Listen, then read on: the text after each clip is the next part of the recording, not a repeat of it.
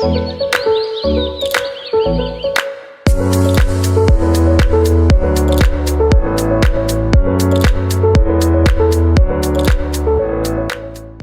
you watch Huberman Lab at all? Andrew Huberman, have you? I do like Andrew Huberman. I watch a lot of his stuff with like peptide stacks and a lot of stuff because I got a hormone panel done recently, and I was wondering why I had such a huge lack of energy.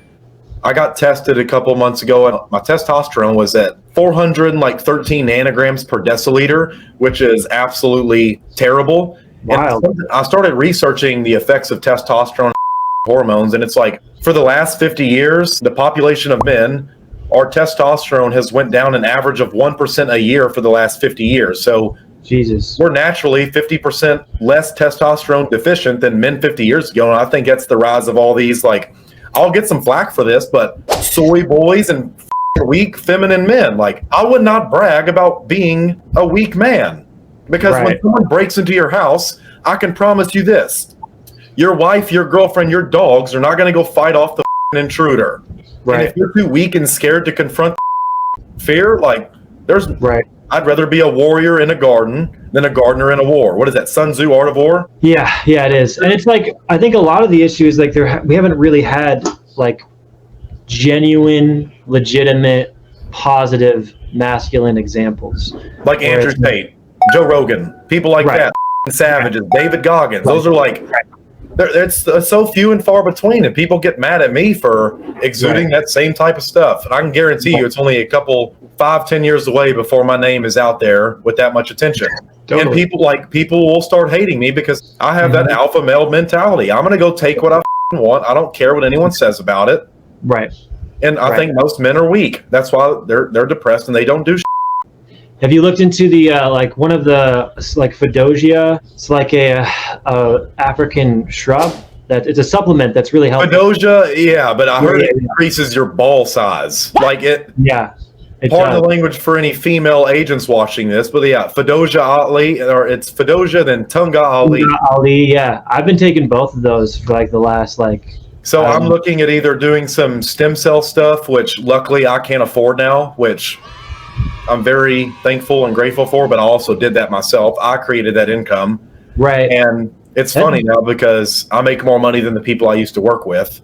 Totally. So it is, but that's why I was kept down so long. Like most agents just take advice. Like the information that's coming from the top down is you're taking advice from people who don't have what you want in your life. And that's why you're not getting to where you want to go. The moment I cut these relationships off that were punishing me, I know I'll make 10 times more than them.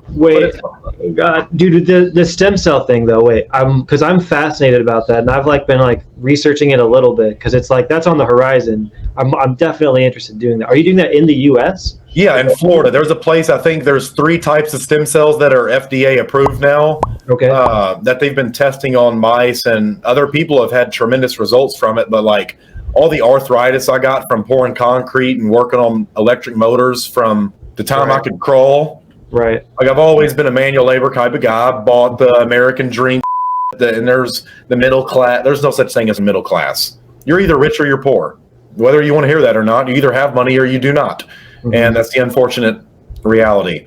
But I'm looking at stem cell, testosterone replacement therapy. But like I started doing things like ice baths every morning simply because of the testosterone effects. I went and got blood work, and it's like I can actually measure, like you can actually see the difference. And like the sucky part is that the high intensity testing is totally different from what a doctor recommends, because all those tests for the most part, I had to go get high sensitivity blood testing done. But it's like taking ice baths actually has a noticeable increase on my testosterone naturally, because once you get on TRT and hormone replacement therapy, you can't come off of it. Your body shuts down its production source. So I'm looking at all these things. I'm going to measure. I'm going to compare what I want to do, and I'll do what I feel like is best for myself. The ice bath thing is no joke, dude. If I have totally. If I have like appointments lined up for like an afternoon or an evening, I'll like go take a cold, and I'm in Iowa, so the showers here get cold. Oh yeah. And like just like 3 minutes of that, I'm good. Like you can have 11 minutes per week. That's actually what Andrew Huberman says. So I do about 30 minutes to an hour in the sauna every day. at around 4:30 a.m. I'll go to the gym, go to the sauna and I'll melt. And then I'll come home, I'll jump in the ice bath, which is like freezing. I'll have to take a hammer and bust all the ice from the top. I bought a water storage tank for $60 off Facebook Marketplace, cut the lid off of it, filled it up with ice, built an entrapment to raise it and lower the lid. Dude, that's crazy. I was literally just looking at Facebook Marketplace to do the exact same thing. Someone was like, why? I'm not going to spend $4,000 on a cold plunge when it's already cold in Kentucky, and nature will do its thing. So I jump in there. I'll typically spend 5 to 15 minutes, depending on how much time I have, because I like going straight to work. But you die in there. People say like, "Well, I'm depressed." All that, like, go jump in some ice water where you're jackhammering, go fully under, and then just sit there. Some people will take ice baths and brag about it, but they're just like sitting still. Your body actually develops a thermic shield. Like, no. Spread your arms and keep moving the ice around, and your body will get 10 times colder, I promise you. But you cannot be cold and depressed.